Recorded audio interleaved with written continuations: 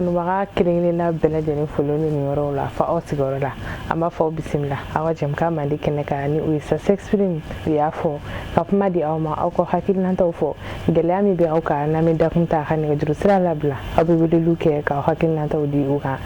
an b'a da tulo kan ka fɔ an ka bi jɛmukan dakun min tali kɛ min kan o de ye a laɲini cayara kanubagaw yɛrɛ fɛ an ka to ka dakun ta kan ka kuma ka kɛrɛnkɛrɛnnenya la ni o ye maa minnu bɛ taa duguma sira fɛ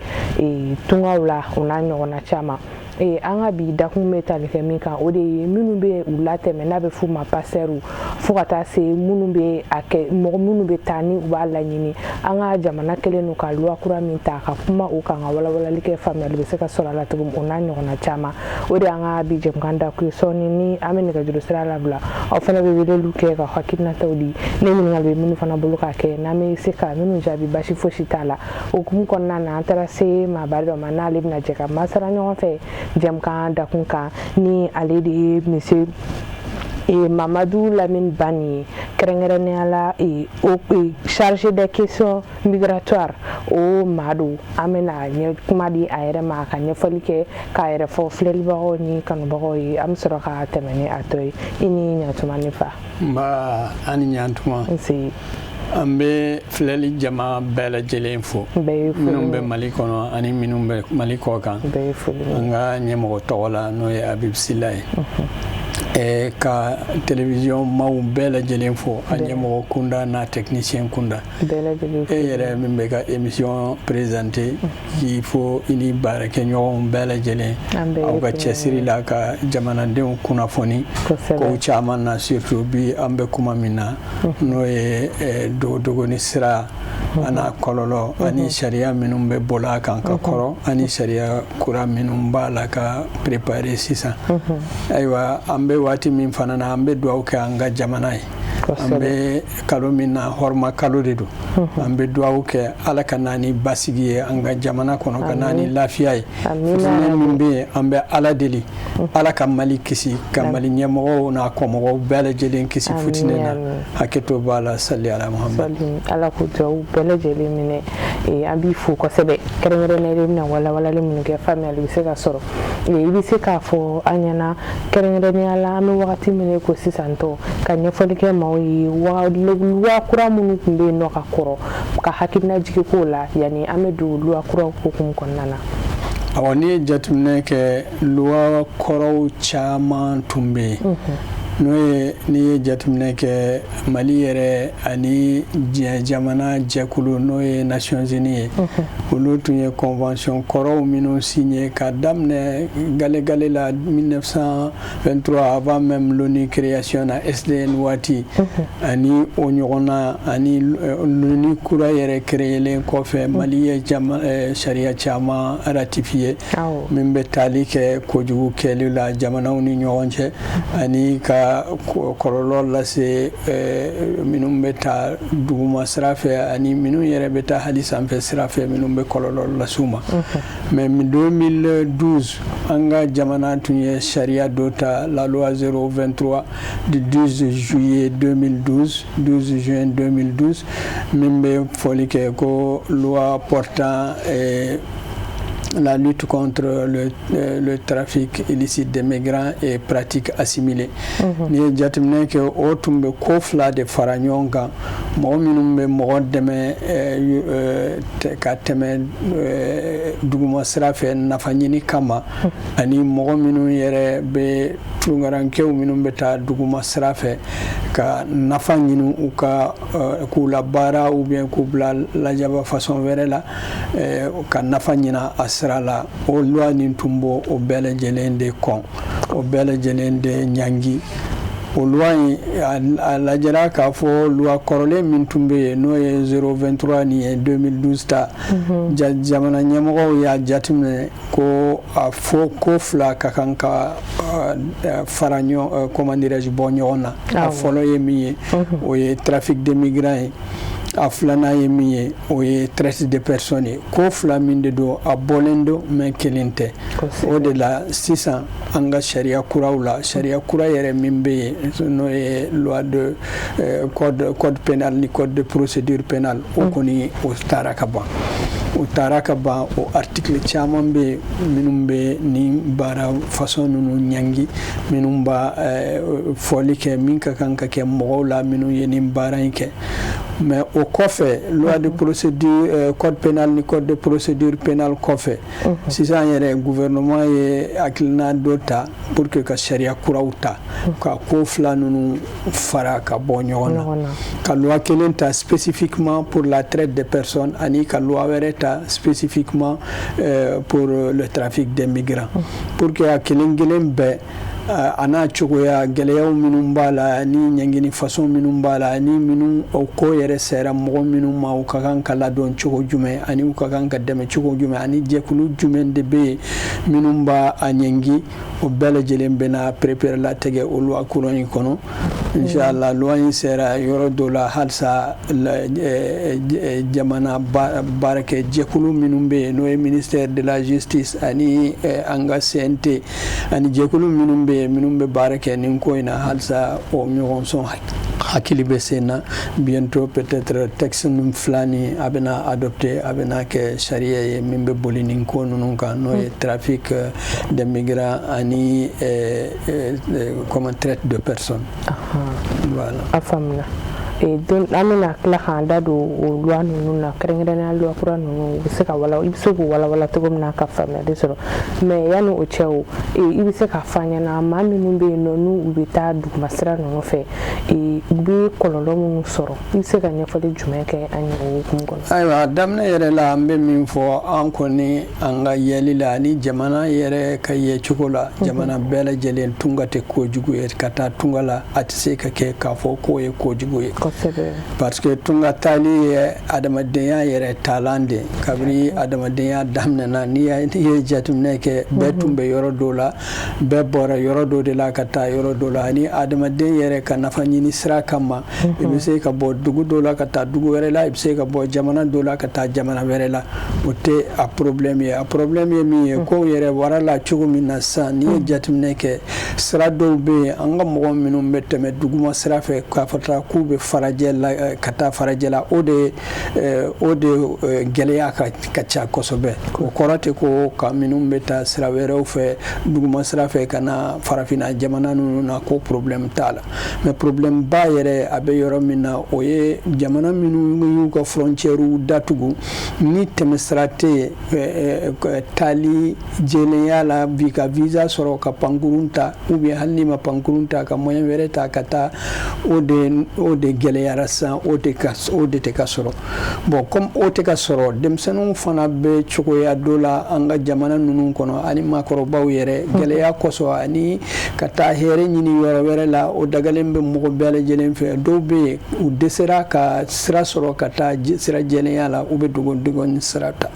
o dogodogoni sira tali nin i b'a sɔrɔ a maa caman bɛ yen olu b'u nɛgɛn k'a fɔ k'u bɛ taa n'u ye farajɛ la hali sisan n'i taara an ka garage ba la n'o ye Sogoni ko gari ye i b'a ye mɔgɔ dɔw b'a f'i ye ko n'an ka i dɛmɛ i ka taa farajɛ la k'a sɔrɔ don sira t'u bolo ka taa farajɛ la i b'a sɔrɔ jɛkulu minnu de don u sigilen don namara de kan ka sigi ka mɔgɔw nɛgɛn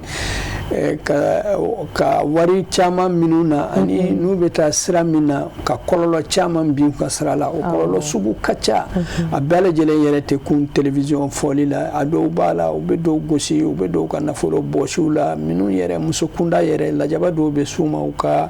adamadenya an'u ka comment dirais-je danbe fanfɛla la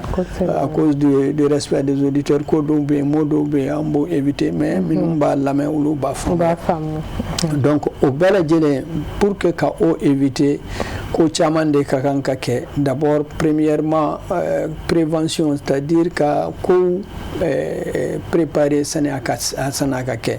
pour que mɔgɔ minnu bɛ taa minnu taali kana kɛ dɛsɛ taali ye a ka kɛ taali ye mɔgɔ min yɛrɛ ye sugandili kɛ ka taa k'a labɛn sabati ka taa jɛlenya la n'o sera ka sɔrɔ ani an ka sigida ninnu ka fɛɛrɛ kɛ pour que an ka sigida mɔgɔw ka se ka baara k'a kɔnɔ ka sɔrɔ dɛsɛ ka ni bila taama na o filanan min bɛ yen mɔgɔ minnu bɛ yurugu kɛ ka taa ni mɔgɔw ye ka kɔkisɛriya kɛ ka mɔgɔw lajaba ka taa ka ɲɛɲinini kɛ ka u ka baara dan sira la d'abord ka ɲɛfu ɲɛna u bɛ baara min na ko ɲɛnaman tɛ u ka cogoya falen n'o ma se ka fɛn ɲɛ ayiwa jɛkulu dɔw bɛ yen minnu bɛ kɛlɛ kɛ nin ko ninnu na a jɛkulu ninnu a bɛ polisi kunda a bɛ justice kunda a bɛ baara kɛ ɲɔgɔn fɛ baarakɛlɛli kunda minnu fɛn fɛn min bɛ intervention kɛ migration ko la olu bɛɛ lajɛlen bɛ ɲɔgɔn dɛmɛ pour que nin ko ninnu ka se ka kɛ a dun tɛ se ka kɛ n'a ma kɛ sariya hukumu kɔnɔna na o de la an ka jamana ɲɛmɔgɔw u ye hakilina ta fariya kɔrɔ min tun bɛ yen k'a falen ka ko n y'a fɔ cogo min na kuma daminɛ na ka a falen ka ko fila ni ka bɔ ɲɔgɔn na min ye trafic n'o ye de ka frontière traverser illégalement ka sɔrɔ a ma taa ni sariya ye o de bɛ wele ko trafic des migrants traite des personnes o ye de ka mɔgɔ jɛkulu ka organiser ka mɔgɔw transporter ka taa n'u ye pour que ka tɔnɔ bɔ u ka taali la c'est-à-dire k'u ta baara la ka sɔrɔ i t'u sara ou bien k'u bila baara jugu la ou bien a fɛn wɛrɛ ou bien ka lajaba s'u ma etc o mɔgɔ sugu o de bɛ wele ko traite de personnes donc o de la o sariya fila nin o de bɛ se na sisan inshallah hakili jakabɔ b'a la gouvernement ye texte min dilan an ka institution anw kɔni au conseil des maliens de l'extérieur niveau la an ka représentant minnu bɛ au conseil de collectivité la ani minnu bɛ an ka représentant minnu bɛ CNT la conseil national de la transition o welela k'u hakilina di o sariya ninnu na donc kunnafoni kɔni min b'an bolo ani anw yɛrɛ ni gouvernement baarakɛɲɔgɔnya sira la an ka ministère des maliens établis à l'extérieur et de l'intégration africaine ani dɛmɛjɛkulu minnu bɛ yen minnu ni gouvernement ni minnu bɛ baara kɛ nin sira ninnu kan minnu bɛ baara kɛ ɲɔgɔn fɛ n'o ye ONUD ye olu ye ONU jɛkulu de minnu bɛ nin kojuguwale ninnu kɛlɛ ONU fanfɛla la ani OIM yɛrɛ ani dɛmɛjɛkulu wɛrɛw an bɛ hakili jakabɔ kɛ ɲɔgɔn fɛ ka formation kɛ ɲɔgɔn fɛ pour que minnu b'a baara la u ka se ka faamuya ani a ka kan ka faamuya cogo min na ka a kɛlɛ cogo min na ani minnu yɛrɛ ko ye mɔgɔ minnu sɔrɔ u ka kan ka accompagner cogo min na bɛɛ lajɛlen k'o faamu sɔrɔ k'o baarakɛɲɔgɔnya sɔrɔ o de bɛ se na hakɛto b'a la sali ala muhammad a faamuna mais yalima i bɛ se ka walawalali dɔw kɛ ani aw kelen n'u ka hakilina minnu ta hali n'a sɔrɔ a ma bila sen kan fɔlɔ hakilina minnu minɛna kɔlɔlɔ minnu bɛ se ka boli u kan minnu b'a waleyaw kɛ min yɛrɛ taara déjà je pense que n'i ye code pénal kura lajɛ ani code de procédure pénale kura lajɛ mɔgɔ minnu bɛ nin waleya baara ninnu kɛli la ɲɛngani kɔni fɔlɔ la ɲɛngani min tun bɛ yen dɔw farala kan k'a giriya kosɛbɛ puisque a dɔw yɛrɛ forme dɔw b'a la yɛrɛ n'o ye de ka bin musow kan ou bien ka denmisɛnninw ɲɛngi ou bien ka trafic d'organe a n'a ɲɔgɔn na ou bien ka gosili lase minnu bɛ duguma sira dogodogoni na taali la o ɲɛngini bɛ se ka taa fo kaso abada kaso a bɛ se ka taa fana a dɔw si kaso a dɔw b'a la fana a bɛ se ka taa san 20 kaso bon wari fana min bɛ sara a la a bɛ se ka taa fo 5 millions la bon yarɔ fɔlɔ sariya la a tun ma gɛlɛya ka nin bɔ donc sariya kura min bɛ ka taa fana minnu bɛ sen na donc o la olu kɔni comme a bɛ élaboration procédure ninnu kɔnɔna na an bɛ se k'a fɔ dɔrɔn min kɔni waleyara kosɛbɛ n'o bɛ sariya b'a la n'o ye code pénal ni code procédure pénale ye min yɛrɛ farala kan min bɛ se ka an wasa an minnu bɛ tunkarankew lapasa min bɛ se ka an wasa kosɛbɛ o ye de désormais an ka tɔn n'o ye au conseil des maliens de l'extérieur an bɛ dɛmɛ min lase musomaninw minnu bɛ taa Algérie ni Maroc ni fɛnkɛ ninnu ni ko sera minnu ma an bɛ minnu dɛmɛ ka na k'u lapasa hali plainte yɛrɛ kɛ yɔrɔ la k'u dɛmɛ n'u jɛnna n'a ye il faut fana u ka jɛ n'a ye an ka plainte kɛ tribunal la ani dɛmɛjɛkulu minnu bɛ yen min sigilen bɛ gouvernement fɛ n'o ye pôle judiciaire ye ani pôle spécial judiciaire ani comité de coordination de lutte contre le trafic o jɛkulu ani brigade spéciale an bɛ se ka plainte kɛ ni jɛkulu ninnu bɛɛ la pour que mɔgɔ minnu kɔlɔlɔ sera mɔgɔ minnu na k'u dɛmɛ ani réseau minnu bɛ yen parce que mɔgɔ kelen tɛ yarɔ mɔgɔ minnu de don u fɔralen don u ka ca jama de don i b'a sɔrɔ a dɔw bɛ Mali la yan a dɔw bɛ u bɛ taa jamana minnu na wari cili ni fɛnkɛ u bɛ mɔgɔ minnu minɛ k'a fɔ ko a somɔgɔw ka wari di a somɔgɔw ka kɛ ten a somɔgɔw ka kɛ ten enquête ba ni baarakɛɲɔgɔnya de ka kan ka kɛ pour que ka ni réseau ninnu démanteler donc o baarakɛɲɔgɔnya kura yeli in kɔnɔna na an kɔni an bɛ min fɔ o ye tare de ni jɔyɔrɔ dira fana an fana bɛ se ka taa an damana kasi faamaw ye n'an ye min ye k'a f'u ye k'u lasɔmi o ye tare de sariya kura min taara o ye yɛlɛma kura ye min yera la an b'o fɔ kosɛbɛ. Faamuna yalima o sariya kura ninnu hakilina kɔnɔna na ɲangili bɛ boli minnu bɛ a waleya ninnu kɛ walima minnu fana bɛ hakilina ta ka taa ni a bɛ k'olu la minnu bɛ fɛnkɛ ta ka taa olu ye victimes de ye olu a kɛr'u la de a kɛra minnu na ɲangini tɛna ko la olu bɛ dɛmɛ de u bɛ se ka lakisi cogo min na ani u bɛ se ka bɔ o kɔlɔlɔ in kɔnɔna cogo min na mais ɲangini ni yɛrɛ dan bɛ mɔgɔ minnu kan o ye mɔgɔ minnu b'a organiser ka fɛɛrɛ tigɛ ka tɔnɔma bɔ ou bien k'u transporter etc mais o yɔrɔ in na il faut que an ka mɔgɔw lasɔmi a dɔw b'a la i b'a sɔrɔ olu bɛ sira la ka taa u bɛ sira la ka taa u kɛtɔla ko ka sira ɲini taali la n'u ma jan u bɛ don ni kɔlɔlɔ in kɔnɔna na parce que yarɔ a dɔw bɛ yen a maliyɛn kunda a caman bɛ yen u b'a fɛ ka mɔgɔ dɛmɛ ala kama mais i kɛtɔla ka mɔgɔ dɛmɛ ala kama n'i ma janto i bɛ se ka bin nin kɔlɔlɔ in kɔnɔna na i bɛ se ka jate trafiquant ye i bɛ se ka jate traite mɔgɔw ye n'a sɔrɔ i ye wale min posé n'a bɛ don o kɔnɔna na i bɛ se ka kɔlɔlɔ sɔrɔ a la i bɛ se ka hali n'i ka baara tɛ a don misali yɛrɛ ye min ye minnu bɛ taa kɔgɔji sira fɛ par exemple yarɔ mɔgɔ minnu bɛ taa n'u ye kɔgɔji fanfɛla la olu yɛrɛ tɛ don kulun kɔnɔ ka taa n'u ye n'u ye mɔgɔw fara ɲɔgɔn kan u bɛ mɔgɔ dɔw de sugandi jama in cɛ la k'a fɔ ko min ka farin kosɛbɛ yarɔ kakɔlɔ ninnu olu hakili t'u la ten kosɛbɛ olu de bɛ cɛfarinya yira k'a fɔ ko non ko n'a ɲɛ yira la na ne bɛ se ka bateau boli u bɛ bateau ta ka kɛ bateau capitaine ye k'a fɔ ko ka farinya yira etc etc. Il faut faire extrêmement attention par rapport à ça parce que n'o kɛra hali n'aw taara hali ne tun ye passager dama de mais i kɛra jɛkulu in kulun in kɔnɔna na i kɛra chauffeur ye ou bien i kɛra coordinateur ye o la i bɛ se ka jate mɔgɔ min ye trafic kɛ ou bien mɔgɔ min ye traite de migrants kɛ donc o la a tɛ i tɛ jate bilen k'a fɔ ko e tun bɛ dogo sira taali fɛ mais e bɛ ka dogo ni sira la pasa i bɛ se ka dɛmɛ o kɔlɔlɔ min bɛ bin minnu y'a organiser o bɛ se ka bin a tigiw kan o ɲɔgɔnna caman bɛ yen an ka balima dɔw bɛ yen sisan an b'a dɔw la ka ko kalama u bɛ u minɛnen don jamana dɔw la olu tun bɛ duguma sira taali de la mais n'i ye jateminɛ kɛ bi u minɛnen don Maroc ou bien Mauritanie ou bien jamana wɛrɛw la parce que tout simplement u ka parcours min kɔnɔna na u ka taali kɔnɔna na u ye dɛmɛni kɛ taali ka kan ka nɔgɔya cogo min na u y'u yɛrɛ sɔrɔ kaso la ka san caman kaso a dɔw bɛ yen u ka condamnation kɛra a dɔw bɛ yen 100 ans a dɔw bɛ yen min ka ca ni 100 ans ye yarɔ mɔgɔ min wulila k'a fɔ k'i bɛ taa somɔgɔw dɛmɛ k'i bɛ t'i yɛrɛ dɛmɛ k'i bɛ taa faso dɛmɛ n'i ka sɔrɔ ɲinini ye halala fɛ n'i taara ka don kaso la san caman o ye kɔlɔlɔba ye a tigi ma o ye kɔlɔlɔba ye a somɔgɔw ma ka somɔgɔw bila miiri caman ni fɛnkɛ la ala k'an kisi u ma donc i bɛ acte fɛn min posé n'i bɛ taa duguma sira fɛ i ka kan ka jateminɛni kɛ i kana bin o kɔlɔlɔ sugu ninnu na kosɛbɛ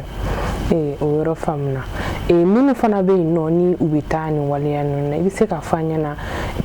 lakana ta fanfɛla la u bɛ taa yɔrɔ min na nin a bɛ se ka jouer yen yɔrɔ lakana kan wa ani u yɛrɛ fana ta fanfɛla la an tɛ o yɛrɛ kuma fɔ i bɛ se ka jumɛn fɔ o yɔrɔ la. a bɛ se ka kɔlɔlɔ lase dɛ parce que bi bi in na diɲɛ yɛrɛ bɛ taabolo min na bi o ye taabolo kura de taabolo kura min sariyaw yɛrɛ jamanaw bɛ yen minnu u ka nafa ɲini sira ɲinini na bi bi in na u mago tɛ sariya la u tɛ adamaden ka hakɛ la u b'u yɛrɛ ka nafa dɔrɔn de fɛ o la n'o fana sugu nana i b'a sɔrɔ mɔgɔ minnu ma min u ma bɔ u bɛ duguma sira la ka taa u bɛ se k'u récupérer sira la n'u y'u récupérer sira la u bɛ se k'u don wale cɛjuguw la min ɲɔgɔnna bɛ kɛ an ka jamana ninnu kɔnɔna na ala k'an kisi a tɔɔrɔ ma donc n'o kɛra o mɔgɔ minnu bɛ yen a dɔw bɛ yen yɛrɛ ka sɔrɔ u ma lawuli a kama ni téléphone min filɛ nin ye kɔlɔlɔba de b'a la i y'a dɔn réseaux sociaux filɛ nin ye nafa kɔni b'a la nafa bɛ se ka yala kunnafoni fanfɛla la nafa bɛ se ka yala badenya tugu ni fɛnkɛ ni fɛnkɛ fanfɛla la mais n'a ma janto n'i ko i ye ja fɛn fɛn min sɔrɔ ou bien i ye fɛn fɛn min sɔrɔ i b'a partager a dɔw bɛ yen i b'a sɔrɔ u bɛ se ka kɔlɔlɔ sɔrɔ u kɛtɔla ka jaw partager ni u minɛna polisiw fɛ comment dirais-je frontières la u bɛ se ka jate jɛkuluw la minnu bɛ dantɛmɛ walew kɛ u bɛ jate o mɔgɔ ninnu fɛ ka sɔrɔ u ma min u ma bɔn ka sɔrɔ a sɔrɔla u ka téléphone dɔrɔn de kɔnɔna na donc o de la an b'a fɔ ko k'u janto kosɛbɛ nin ko sugu ninnu na ani u k'u janto tun ka taali sira diya kana kɛ ko u bɛ u ni mɔgɔ minnu bɛ mɔgɔ latɛmɛ ka sɔrɔ o mɔgɔ ninnu fana ni jɛkulu minnu bɛ yen minnu bɛ kojugu jatigɛ walew baara kɛ u n'u ka se ka gɛrɛ ɲɔgɔn na ka baara kɛ ɲɔgɔn fɛ pour que dɔrɔn u ka se ka tɛmɛ u k'u janto la kosɛbɛ jamanaw fana k'u janto kosɛbɛ ni sugu taali la y'a dɔn bi bi in na yɛrɛ n'i ye jateminɛ kɛ an ka jamana ni jamana dɔw bɛ yen jamana yɛrɛ tɔgɔ fɔli man da ɲɛ ten kosɛbɛ mais n'i ye jateminɛ kɛ kow yɛrɛ bɛ bolibolila cogo min na bi bi in na risque ba de bɛ yen k'a fɔ ko k'i bɛ taa duguma sira fɛ jamana dɔw fɛ sisan n'o ye Algérien fan ni fɛnkɛ ninnu ye ani Marocain fan k'i bɛ taa ni duguma sira ye ka sɔrɔ jamana wulilen dɔ kojugu walekɛlaw u kɛlɛli la donc i bɛ se hali u ma lawuli a kama n'u y'aw ye aw bɛ mobili kɔnɔ ni a ma se k'a la ko dɔn fulakan na an b'a fɔ ko jorngol wata sumor keccol ko tawaɗi lalodaki ko bin jalan kana bin kene jeni mais aka bin kene ka yɛrɛ kɔlɔsi a kana da bin jalan kɛrɛfɛ n'o tɛ a bɛ se ka jeni bin jalan fɛ a bɛ jela fɛ o yɔrɔ faamuna kosɛbɛ an bɛ se k'a fɔ an bɛ don min na ko bi k'a sabu kɛ an b'a ye jɛkulu caman bɛ yen nɔ aw yɛrɛ bɛ wuli ka jɔ o caman na Mali ka priorité dɔ ye an bɛ don min na ko bi duguma sira tagali kɛlɛli wa o jɛkuluba dɔ bɛ yen n'a bɛ wele ko comité national de coordination de lutte contre la traite des personnes et pratiques assimilées o jɛkulu min bɛ famala mɔgɔw b'a la n'o ye ministère de la justice ministère des Maliens de l'extérieur ani ministère fɛn fɛn minnu bɛ nin ko ɲɛnabɔli la o jɛkulu ninnu kɔnɔna na o représentant bɛ yen bon ani coordination kɔnɔna na o coordination bɛ région fana na olu yɛrɛ o coordination in jamana in dɛmɛ ni fanfɛla la ani jɛkulu dɛmɛ n'o ye ONID ye an b'o fɔ yan o tun ye atelier dɔ organiser kɔsan in yɛrɛ la ka dɔ fara mɔgɔ ka faamuyali kan nin ko tali la n'o tɛmɛna ka bɔ yen jamana yɛrɛ ye jɛkulu sugu dɔ sigi polisi kunda n'a bɛ wele ko brigade o brigade ni ale fana siginen tɛ foyi kama ka nin ko sugu nin kɛlɛ ani jamana yɛrɛ kiiribolo fanfɛla la n'a bɛ wele ko pôle spécial judiciaire commune 6 la olu fana bɛ nin baara in nin ko sugu ninnu kɛlɛli la jamana ye min bila sen na ani jamana yɛrɛ ni jamana wɛrɛw bɛ bɛnkan minnu bɛ yen n ye min fɔ ka kɔrɔ sariya ni ɲɔgɔn dɛmɛ bolo fanfɛla la pour que ka nin coordonner ka nin kɛlɛ parce que jamana kelen tɛ se k'a kɛlɛ u bɛ bɔ jamana min na ani u bɛ tɛmɛ jamana min fɛ ani u bɛ taa laban jamana minnu na olu bɛɛ lajɛlen de ka kan ka fanga di ɲɔgɔn ma o coordination fana au niveau international o coordination sugu bɛ yen jamanaw bɛ baara kɛ ɲɔgɔn fɛ au niveau mondial au niveau régional et au niveau national.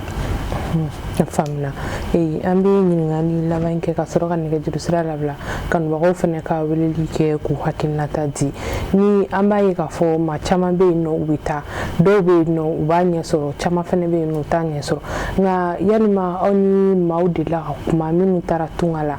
u taara u ye ɲɛ sɔrɔ u ka segin ka na u y'a laɲini ka segin ka na o mɔgɔw bɛ maliyɛnw na wa? A caman bɛ yen c'est-à-dire an ka jɛkulu komi an bɛ baara kɛ chaîne migratoire bɛɛ lajɛlen na kabiri taali yɛrɛ la ani kɔlɔlɔ ye mɔgɔ minnu sɔrɔ min lakodɔnna ani kɔlɔlɔ ye mɔgɔ caman min sɔrɔ min k'olu ma ladɔn n balimamuso ni yɔrɔ in il faut que an ka sinsin a kan kosɛbɛ jamanaden caman de bɛ yen minnu ko ma se ka lakodɔn u balolen don wa u salen don wa a ma se ka dɔn somɔgɔw yɛrɛ bɛ ɲani ba la u bɛ gɛlɛya ba la u ka jɛkulu bɛ yan n'u bɛ baara kɛ ɲɔgɔn fɛ mais u ye ko bɛɛ lajɛlen kɛ pour que k'a dɔn u denw bɛ lahalaya min na n'a bɛ wele ko présumé disparu an tɛ se k'a fɔ o disparilen de don parce que disparition tɛmɛsiraw dɔ de bɛ yen pour que k'a qualifier disparu mais ninnu kɔni o ye mɔgɔ minnu somɔgɔw ma se k'u yɔrɔ dɔn a dɔw bɛ san 5 san 6 somɔgɔw ma weleli kɛ u ma fɛn kɔlɔlɔ foyi mɔgɔw t'a dɔn yɛrɛ u bɛ yɔrɔ min na kokisɛriw b'a fɔ n'i ye réseaux sociaux ninnu lajɛ TikTok Facebook n'a ɲɔgɔn na u b'a fɔ ko non k'u minɛnen don Maroc u minɛnen don Algérie u bɛ nin yɔrɔ in na u bɛ nin yɔrɔ in na a bɛɛ nkalon a bɛɛ nkalon a caman bɛ yen kokisɛriw yɛrɛ de kɛra sababu ye k'u bɔnɔ u ni na ka tila k'u su dɔn ka sɔrɔ a ma se ka ɲɛ dɔn a caman bɛ ka sɔrɔ mɔgɔ t'a kalama a dɔw bɛ yen su yɛrɛ minnu yɛrɛ jamana wɛrɛ janw na c'est-à-dire kunun taara Savirier fo Trinidad ni Tobago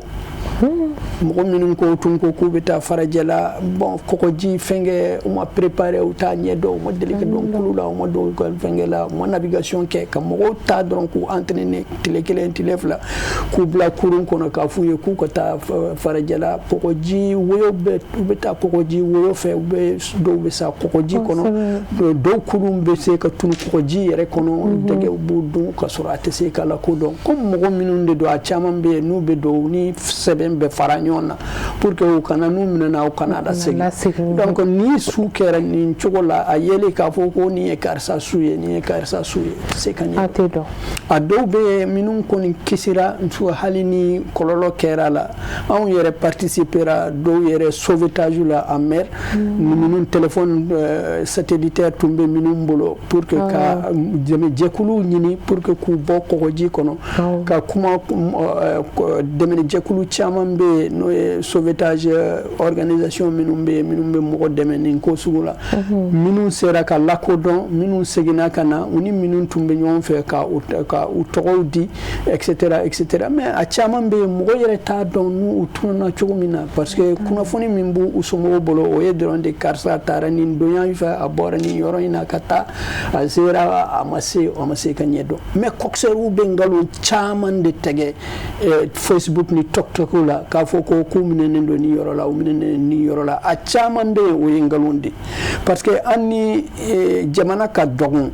maliyɛnw bɛ tɛmɛ ka taa jamana minnu fɛ u bɛ tɛmɛ jamana minnu fɛ ka sɔrɔ an ka bololafara tɛ yen an ka bololafara bɛ yɔrɔ minnu na n'a fɔra ɲɛ ko maliyɛn minɛnen don ni dugu in na an bɛ mɔgɔ de bila a bɛ taa kunnafoni ɲini k'a lajɛ mɔgɔ minnu bɛ yen n'an y'u kunnafoni sɔrɔ an b'a di an ka ambasadiw ma ani an b'a lase an ka ministère ma a caman bɛ yen minnu ni kokisɛriw y'a fɔ k'u minɛnen don nin yɔrɔ in na n'u minɛnen don nin yɔrɔ in na an taara vérifier ka sɔrɔ tiɲɛ foyi t'a la donc a mɔgɔ minnu yɛrɛ fatura ka sɔrɔ u fatu dɔw ma dɔn u fatu cogo ma dɔn olu de ka ca minnu fatura cɛncɛn na minnu fatura kɔgɔji kɔnɔ a caman de bɛ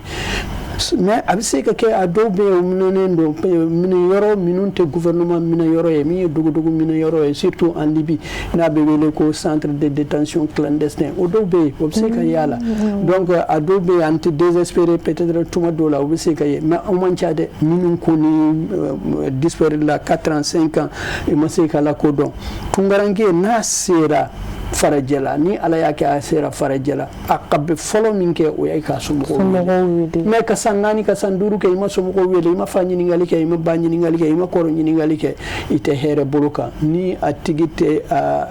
lahara dɔrɔn i b'a sɔrɔ a bɛ minɛnen don minɛ ko cojugu de la a tɛ faamaw bolo voilà n bɛ se ka min fɔ nin yɔrɔ in na o ye nin yɔrɔ in de ye mɔgɔw k'u janto kosɛbɛ min bɛ boli tiktok kan a dɔw bɛ yen minnu ye tiɲɛ ye mais min tɛ tiɲɛ ye o de ka ca ka tɛmɛ min ye tiɲɛ ye mais yalima aw delila ka aw ka ɲinini ninnu na aw delila ka mɔgɔ dɔw sɔrɔ minnu tununa san caman mais aw y'u ye a dɔw ye minnu tununa san caman a dɔw bɛ yen yarɔ ni n'a sera yɔrɔ dɔ la kunnafoni c'est-à-dire min bɛ wele protection des données personnelles c'est-à-dire mɔgɔ minnu ka ko malakodɔn n'u s'u yera pour que yɛrɛ k'a tigi ni carte d'identité b'a bolo a bɛ se k'a fɔ ko nin tun ye karisa ye ni carte d'identité t'a bolo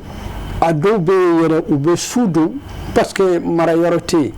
a dɔw yɛrɛ kɛra hali Moritani kɔsa in na a mɔgɔ minnu taara kɔgɔji sira fɛ a caman sara minnu seginna ka na su minnu yera la a dɔw bɛ yen Mali carte d'identité b'u bolo Mali carte d'identité b'u bolo mais a dɔw bɛ yen sɛbɛn foyi tɛ yen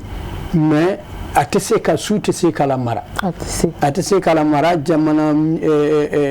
polisi fɛngɛ minnu bɛ yen u b'an ka mɔgɔw wele ko non ko nin ye aw ka mɔgɔ ye a ye fɛɛrɛ kɛ u ka su n'u su donna ka ban bon pour que ka identifier mɔgɔ min su donna ka ban il faut que comment dirais-je recherche ADN ka kɛ a fɛngɛ ka kɛ o ye ko gɛlɛnba de ko gɛlɛnba de don parce que il faut que somɔgɔw yɛrɛ ka sɔn ADN recherche ka kɛ yarɔ ADN recherche fana la jaba ni fɛngɛ minnu b'a la ni soupçon min b'a la a ka ca a dɔ bɛ yen i b'a sɔrɔ su yɛrɛ jamana minnu kɔnɔ i b'a sɔrɔ anw yɛrɛ ka lase baarakɛɲɔgɔn jamakulu tɛ yen par exemple min tun yera salon Trinidad et Tobago an b'a dɔn ko ni maliyɛnw b'a la an b'a dɔn ko maliyɛnw b'a la mais an ka baarakɛɲɔgɔn tɛ Trinidad et Tobago an ka ambassade tɛ yen an bɛ se ka min kɛ dɔrɔn o ye de ani Espagnol bɛ baara kɛ ɲɔgɔn fɛ comme olu ni Trinidad Tobago mɔgɔ ninnu bɛɛ lajɛlen baarakɛɲɔgɔnya b'u ni ɲɔgɔn cɛ an b'a fɔ an ka ambassade ye an b'a fɔ an ka ministère ye ko an b'aw lasɔmi nin waati in na kulun dɔ yera nin jamana in na maliyɛn tun b'a kɔnɔ a ye jija aw b'a somɔgɔw ɲini n'a sera au niveau la o information tɛ segin ka d'a ma parce que o information o ye données à caractère personnel ye a bɛ min concerné dɔrɔn o ye a somɔgɔw yɛrɛ ye a bɛ fɔ olu de ye donc est ce que a ɲɛnabɔra est ce que a ma ɲɛnabɔ an tɛ se k'o ɲɛdɔn a faamuna minnu fana bɛ fɛ ka ɲininkali kɛ an n'a dakun na n'an bɛ se ka minnu jaabi basi tɛ a la n'aw bɛ fɛ ka hakilinataw fana di aw bɛ bisimila jɛmukan in kɛnɛ kan nɛgɛjuru sira bamanankan na 93 91 62 92 aw fana hakilinataw ye jumɛn ye an ka jɛmukan dakun kan ni o de an bɛ wagati min na kɛrɛnkɛrɛnnenya la ni duguma sira tagali ko a kɔlɔlɔ barika ka bon surtout jamana bɛɛ lajɛlen bɛ wagati min na sisan bɛɛ b'a kalama yɔrɔ si ma nɔgɔn an bɛ wagati min ko sisan allo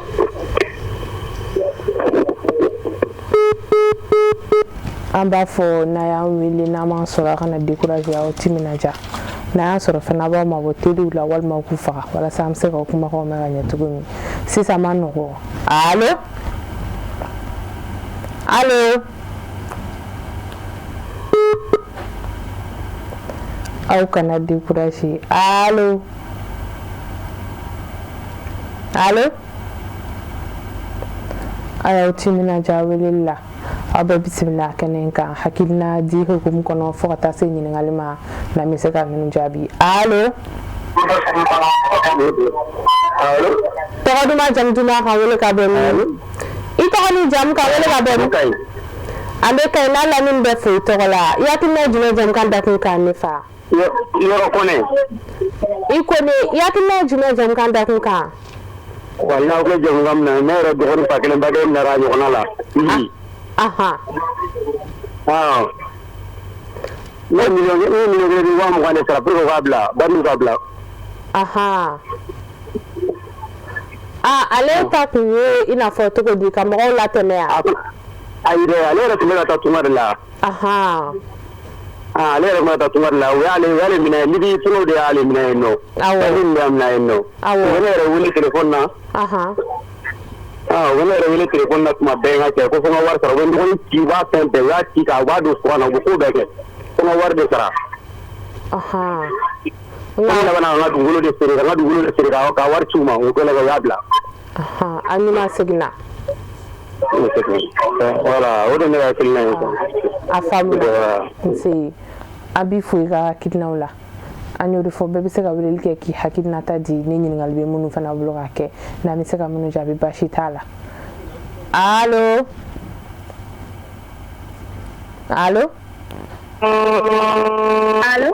haka to ki ma botele la no da yakina jina jam kan la kun ka na wele luke ake to jini ya le rabo ma botele la wal ma ku fa wala sam se ka kuma ho me ganye allo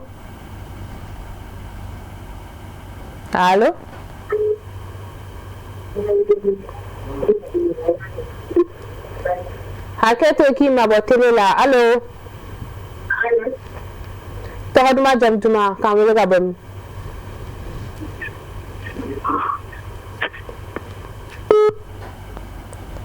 akona découragé aya timina jawele la mo be fu kanu ma kilina belejele allo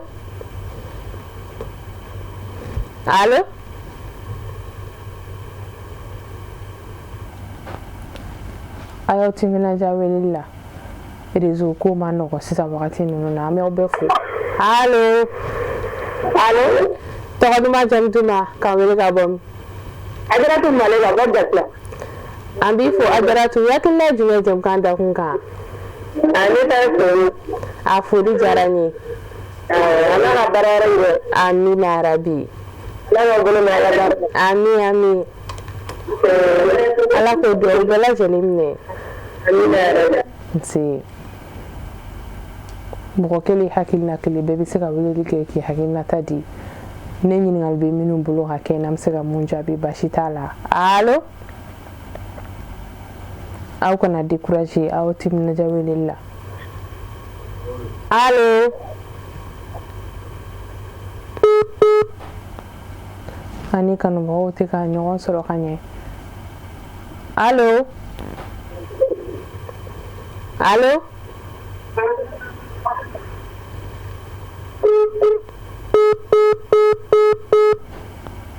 ayo timina ja alsa bela jeli fulunu fo tigawra la kerengere ne la kanu bagaw asenga balini na balu allo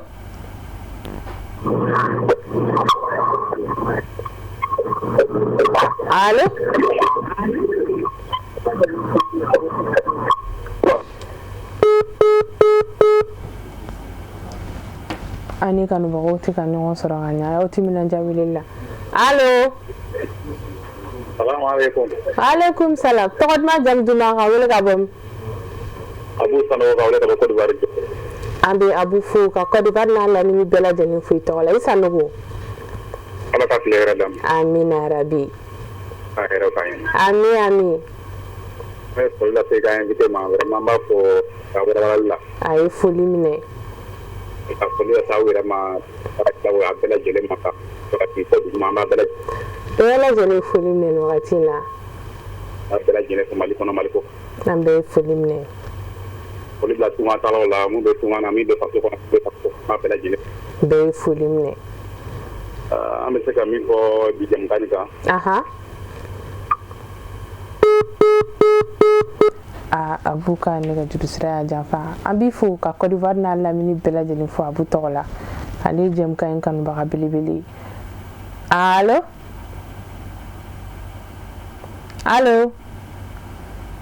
na yele luke ko mo botele la wal ma kufa wala samse ka kuma ko me kanye ambi wakati mne ku sisa allo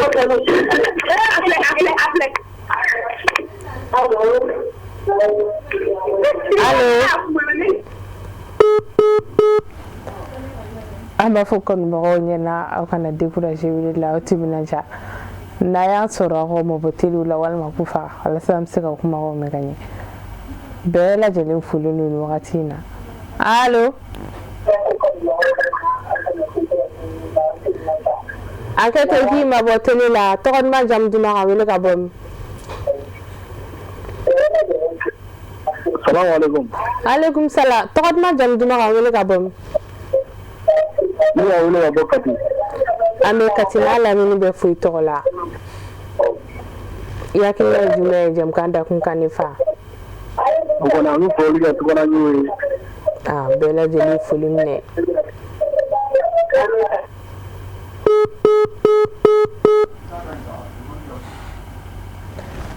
An bɛ kanubagaw fo kosɛbɛ minnu b'an wele n'u t'an sɔrɔ aw minnu b'an sɔrɔ aw kana décourager weleli la aw timinanja. Allo.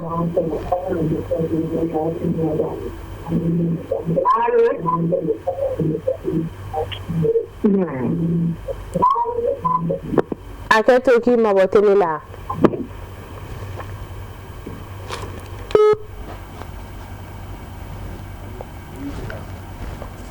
An bɛ bɛɛ lajɛlen fo réseau tɛ ka sɔn kosɛbɛ an bɛ hakɛto ɲini belebeleba kɛ kanubagaw fɛ aw bɛɛ ni ce aw ka weleliw la minnu y'an wele kɛrɛnkɛrɛnnenya la minnu fana bi ka fɛ k'u hakilinataw di an b'aw bɛɛ fo kosɛbɛ k'a fɔ aw ɲɛna ni maa min bɛ ɲɔgɔn bolo ka kuma jamukan dakun kan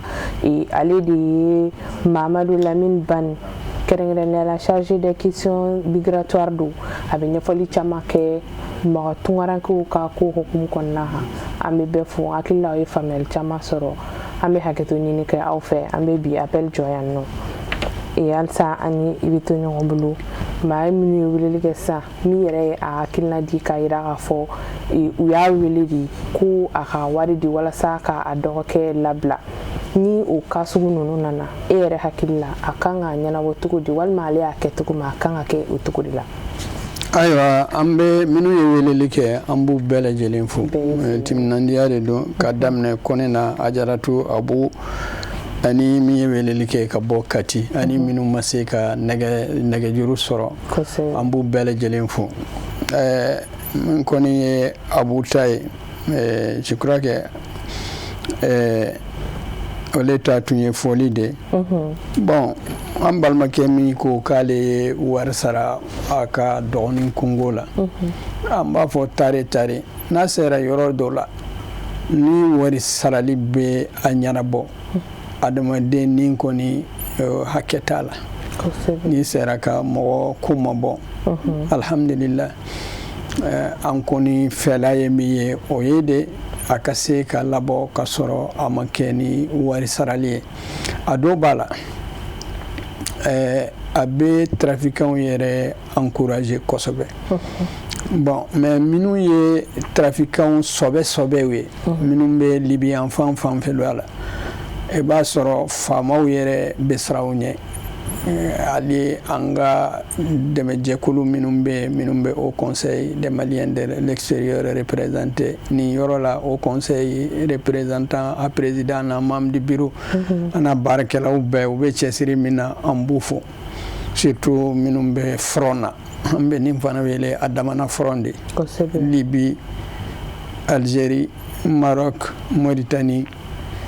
ani jamana wɛrɛ minnu ye Tunisien fan ni fɛnkɛ ninnu ye n'o ye corridor méditerranéen ni minnu bɛ taa o sira la an b'u bɛɛ lajɛlen fo ka cɛsiri la su ni tile ka maliyɛnw kuma bɔn n'olu dɛsɛra yɔrɔ min na a dɔw b'a la yɛrɛ olu yɛrɛ tɛ se ka intervention kɛ k'a da milisiw kan y'a dɔn Libi kɔni o cira popopo k'a da wale min kɛra ye 2012 jamana yɛrɛ tɛ bolo kelen kan i b'a sɔrɔ a yɔrɔ dɔw bɛ milisiw de bɛ fanga n'a ye o milisi minnu bɛ fanga la ye san kɔni a nɔgɔyara milisi caman bɛ yen gouvernement min bɛ yen san a y'u démantelé ka mɔgɔ caman libéré mais hali o la min bɛ bɔ réseaux sociaux la u bɛ jama dɔ yira k'a fɔ ko maliyɛnw minɛnen filɛ k'a sɔrɔ an bɛ yen an ka bureau bɛ yen an b'a dɔn maliyɛnw tɛ caman b'a la min bɔra télé la k'a sɔrɔ maliyɛnw tɛ Corne de l'Afrique mɔgɔ ninnu de don donc olu caman bɔra réseaux sociaux la k'a yira ko maliyɛnw de don mais en réalité ce sont pas des maliens mais an bɛ se ka min fɔ an bɛ se ka intervention kɛ yɔrɔ min na ani au conseil des Maliens de l'extérieur ni ambassade ani OIM ka mɔgɔw labɔ ka sɔrɔ a bɛ labɔ ka sɔrɔ fɛnkɛ tɛ ka sɔrɔ wari di tɛ musaka tɛ an b'o baara kɛ mais n'an tɛ se ka min baara kɛ ni a somɔgɔw bɛ se ka intervention kɛ ka mɔgɔw libérer a dɔ b'a la o fana ye tɛmɛsira de an t'a encourager mais tɛmɛsira de don ni a b'a tigi ni sauver ayiwa alhamdulillah n'a b'a tigi ni sauver kɔni alhamdulillah mais an t'a o ko sugu ninnu encourager kosɛbɛ an t'a encourager kosɛbɛ anw yɛrɛ an t'a fɛ ka an bolo don o ko sugu la ka wari tɛmɛ an ka sira fɛ ko a ye wari sara ani mɔgɔ minnu ye karisa minɛ pour que an ka se ka bila an ka taa sara to ye parce que n'o kɛra o bɛ na ni ko caman ye ka a bɛ an ka image terni an kɔni an bɛ sɔlɔli dɛnna kɛlaw de n'an bɛ se ka kɛ yɔrɔ min na baara min bɛ an kelenw ta kɛ an kelenw fana tɛ se ani ambassade ani gouvernement yɛrɛ ministère des Maliens de l'extérieur ni yɔrɔ la an b'an ka département fo ministre n'a ka baarakɛla an n'a jɛkulu bɛɛ lajɛlen k'u fo k'u waleɲuman dɔn ka ambassade fo an bɛ ɲɔgɔn dafa minnu sera ka bɔ ka fɛɛrɛ kɛ olu bɛ se ka na cogo min na n'i ye jateminɛ kɛ maa minnu bɛ segin ka na san kɔnɔ surtout Libye i b'a sɔrɔ à chaque fois ni vol bɛ na i b'a sɔrɔ anciens détenus b'a la an kɔni t'u wele prisonniers an b'a wele ko détenus les anciens détenus qui étaient dans les centres de détention n'u sera ka se jamana kɔnɔ yan bon ɲininkali minnu ka kan ka k'u la pour que k'a faamuya u taara u minana cogo min na ani réseau minnu b'a la pour que ka enquête kɛ ka réseau ninnu démanteler an ka baaraba bɛ o fanfɛla de la an ka baara tɛ ka directement ka négocier avec les ravisseurs surtout ravisseurs minnu bɛ wari ɲininkali kɛ parce que a dɔw b'a la yɛrɛ min yɛrɛ bɛ étonné a dɔw yɛrɛ b'a la i b'a sɔrɔ u bɛ wari minɛ somɔgɔw la u tɛ mɔgɔ bila o ye fɔlɔ ye a filanan fana ye min ye a tunkaranke dɔw bɛ yen denjugu dɔw bɛ yen minnu b'a fɔ k'u bɛ mɔgɔw bolo ka sɔrɔ u tɛ mɔgɔ si bolo o bɛ tunkaranke yɛrɛ awɔ a dɔw kɛra somɔgɔw la a dɔw kɛra an bɛ a dɔw kalama ka wari minɛ somɔgɔw la k'a kɛ comme u minɛnen don k'a fɔ ko somɔgɔw ka wari ci ka sɔrɔ wari bɛ ci olu yɛrɛ de ma a tɛ ci mɔgɔ minɛnenw na i y'a dɔn o nanbara sugu ninnu ka don a kɔnɔ c'est quelque chose de très très difficile ko min de don min ka gɛlɛn a dɔw bɛ réseau yɛrɛ u tɛ minnu bɛ ko o wari minnu na u tɛ Libi ye u bɛ Bamakɔ yan a caman bɛ yen u bɛ Bamakɔ yan ni enquêtew kɛra i b'a ye wari tɛmɛna tɛmɛsira minnu fɛ i b'a ye ka tigiw réseau ninnu tun bɛ Bamakɔ yan. Donc c'est quelque chose qui est très complexe. Il faut le gérer cas par cas.